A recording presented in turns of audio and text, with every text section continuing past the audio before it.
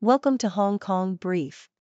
The content of the briefing includes: Hong Kong Rugby Premiership goes to decider, but the big questions are off-pitch. Property tycoon accused of embezzling $12 billion in Vietnam's biggest fraud case. How China's C919 reflects aim to skirt U.S. restrictions, elevate supply chains. Hong Kong legislation on advance medical directives means clarity, reassurance. Solo travel from Xi'an, Qingdao a test for Hong Kong. Hong Kong Rugby Premiership goes to decider, but the big questions are off-pitch. South China Morning Post. Leading figures in Hong Kong rugby have defended the city's Premiership club competition, emphasizing the need for a deeper player pool and increased quality in order to compete at the international level.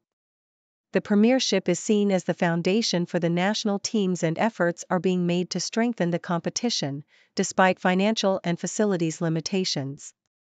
The upcoming global calendar revamp and expansion of the Rugby World Cup will require Hong Kong to regularly face strong opposition, highlighting the need for further development of the sport in the city.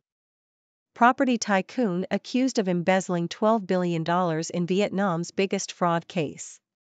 Bloomberg. Truong My Lan, the chairwoman of Vietnamese real estate company Van Thin Phat Group, is set to go on trial in March, facing a potential death sentence or imprisonment if found guilty of fraud and corruption. The case has brought to light the challenges Vietnam faces as it attempts to attract foreign investment and become a global electronics hub. Lan's alleged crimes include setting up ghost companies, bribing government officials, and illegally controlling a bank that disbursed loans worth 11% of Vietnam's 2022 GDP. The case has caused a freeze in the nation's bond and real estate markets as bureaucrats fear being implicated in the investigation. The trial is part of the Communist Party of Vietnam's crackdown on corruption and highlights the issue of whether the government can effectively safeguard the banking system and overall economy. Vietnam has seen an influx of foreign direct investment in recent years and has experienced significant economic growth, but it is struggling to keep up with the rapid pace of change. The country's leaders view corruption as a risk to their hold on power, and the anti-corruption campaign has touched all sectors of society, including the highest levels of government. Lan's case is particularly audacious, with allegations of embezzlement and money laundering involving billions of dollars. The case has led to a freeze on VTP Group's assets and has had a significant impact on the property market and corporate bond issuances in Vietnam. The government aims to strengthen transparency and trust in the business environment, but there are concerns about the capacity of regulators to keep up with the growth of the economy and effectively detect and prevent corruption. How China's C919 reflects aim to skirt U.S. restrictions, elevate supply chains. South China Morning Post. Chinese aerospace manufacturer Commercial Aircraft Corporation of China, COMAC, is targeting Southeast Asia's growing aviation market with its C919 narrow-body passenger plane. The region's strong trade ties with China and an expected post-COVID rebound in air travel have made it the main target for COMAC outside of its home market. The company plans to carry out flight demonstrations in Laos, Cambodia, Malaysia, and Indonesia after a 2-week marketing campaign that kicked off in Vietnam. Analysts have said COMAC will need to invest in the ability to service its planes and produce a wider range of aircraft offerings to secure more orders. Hong Kong legislation on advance medical directives means clarity, reassurance. SCMP opinion. Legislation giving legal status to advance medical directives is expected to be passed in Hong Kong this year. Advance medical directives allow terminally ill patients to reject certain treatments as the end of their life nears. The law is needed to provide clarity and reassurance for patients, their families, and medical health professionals.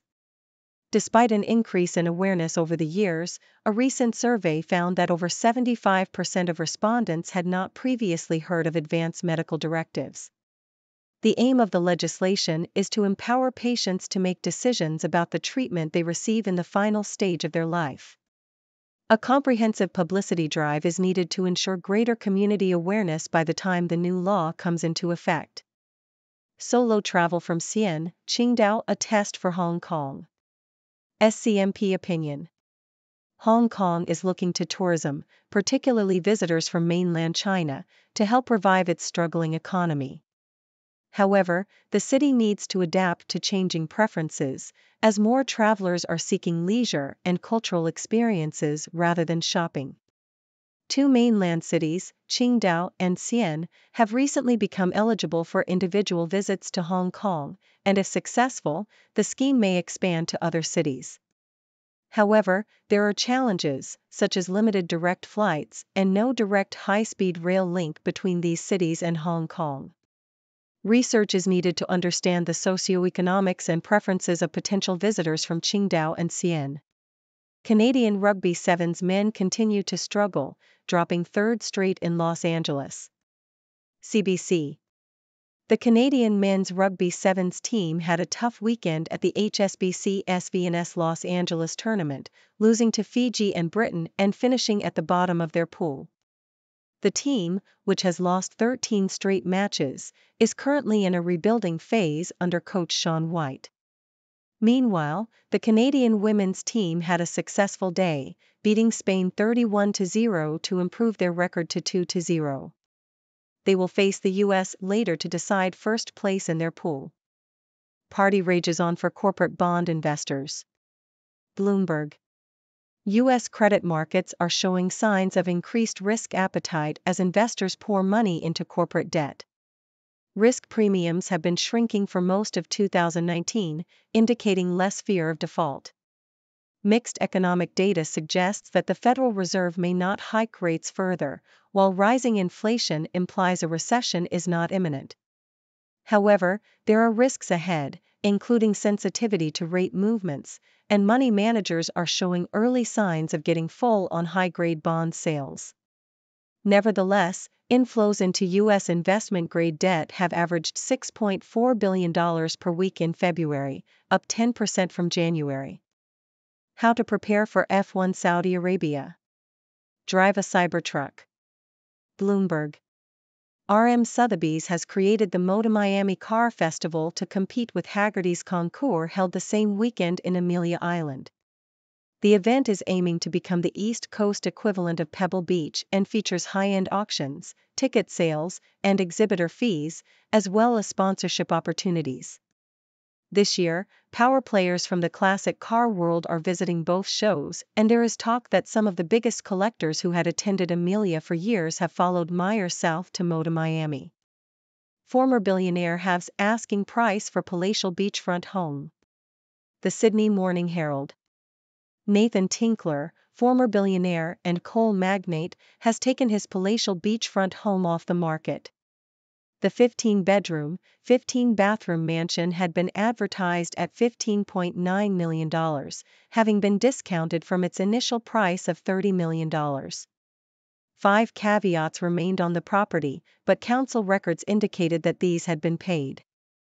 There is speculation that the property may be used by Tinkler's parents.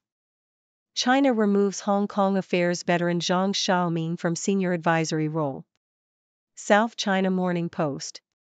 Zhang Xiaoming, Beijing's former top official on Hong Kong and Macau affairs, has been removed from his position as Deputy Secretary General of China's top political advisory body, the Chinese People's Political Consultative Conference, CPPCC.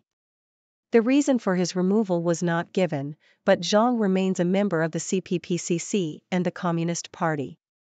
Zhang's term was marred by anti-government protests in Hong Kong in 2019, and he was replaced as director of the Hong Kong and Macau Affairs Office in 2020.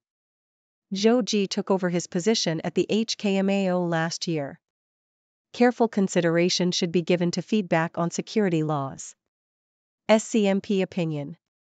The public consultation on Hong Kong's new national security laws has ended, with over 13,000 submissions received, of which almost 99% were positive.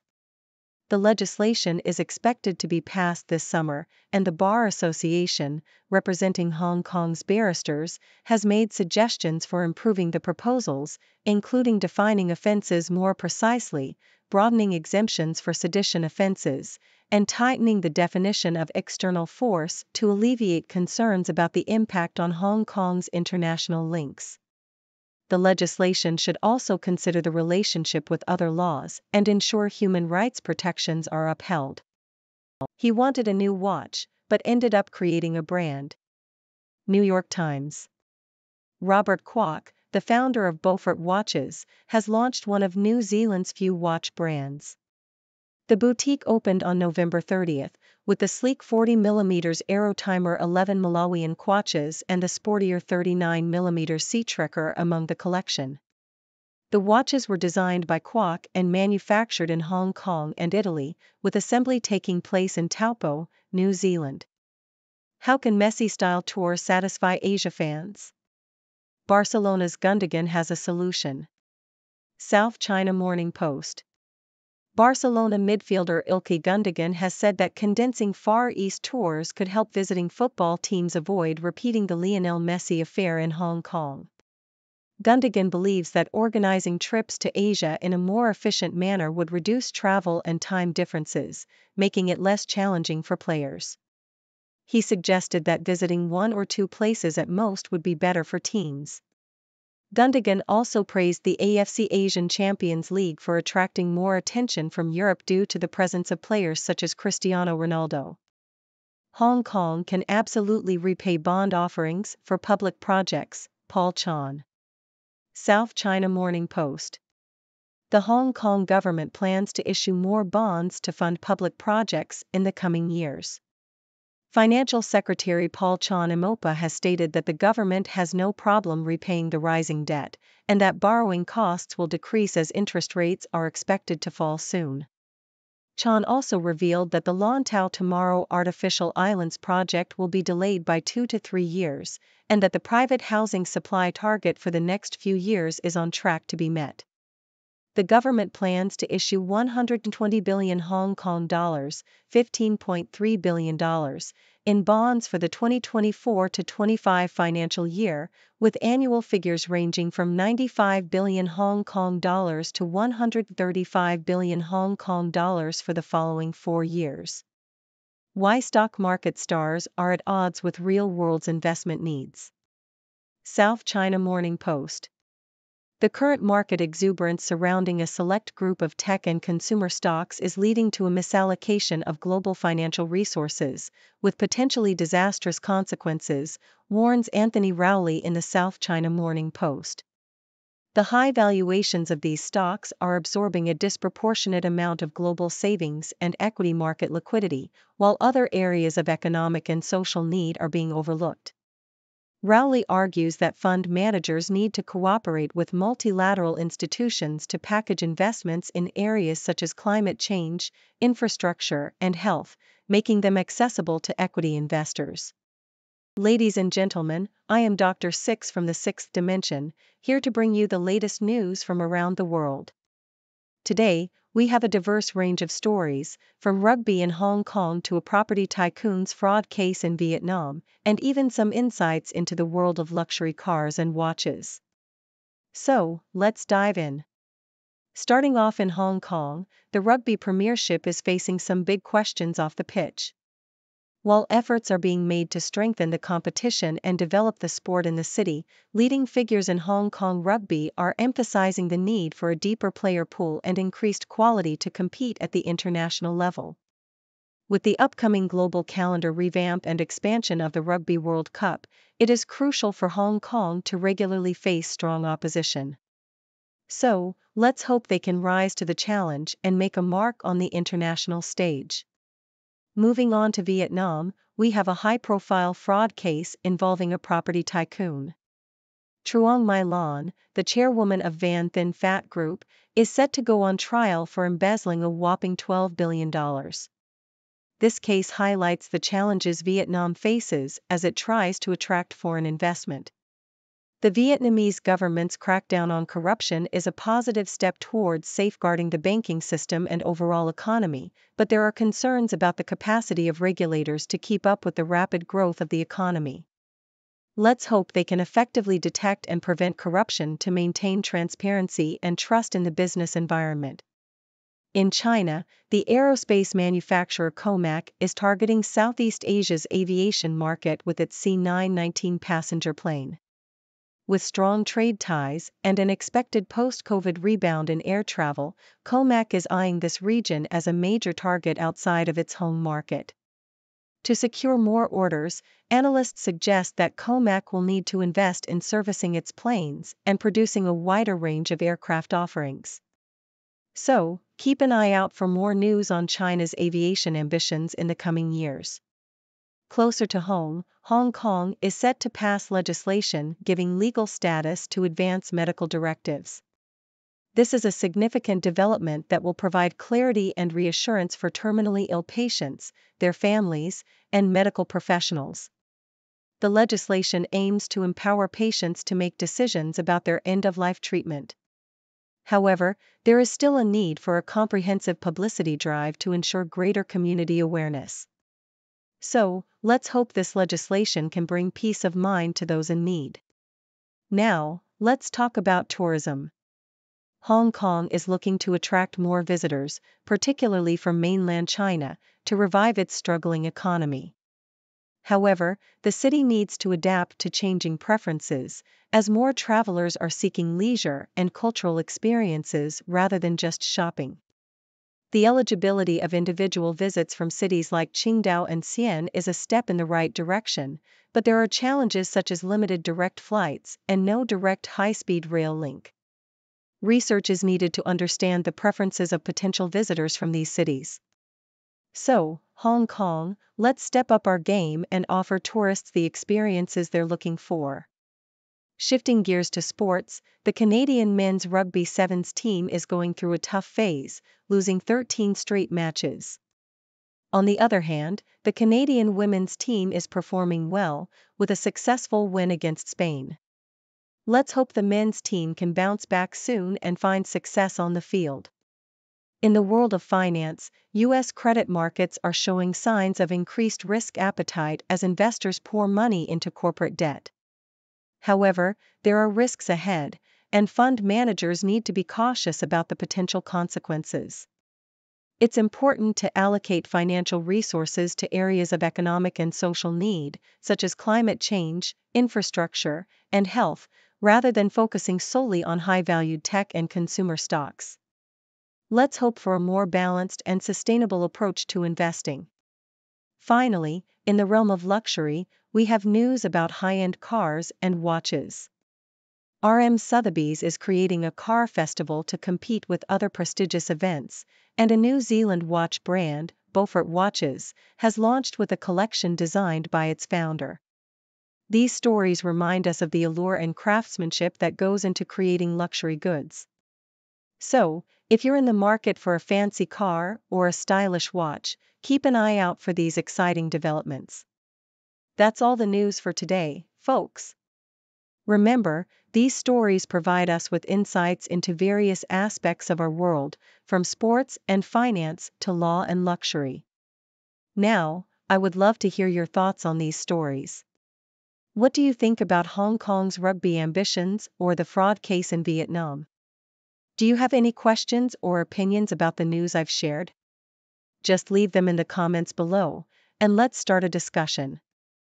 Until next time, this is Dr. Six signing off from the sixth dimension. Stay curious and keep exploring the world around you. Thank you for tuning in. The content above showcases the latest briefing reports and analytical synopses, thoughtfully curated by the Six Do team. These insights stem from a wide array of reputable media outlets, think tanks, government sources, and specialized experts worldwide. We encourage you to explore these sources for a comprehensive perspective. Keep in mind that while the content may not always align with the official standpoint of Six Do Brief, it's not meant to be taken as absolute directives for decision-making. Comprising seasoned media professionals, learned scholars, and accomplished scientists, the Six Do team embodies a trailblazing, fully independent media entity. To customize Six Do Brief to meet your professional needs, you have the option to subscribe to a diverse array of briefings on our website, sixdobrief.com. Regardless of your location, you can conveniently receive 6 due brief via email.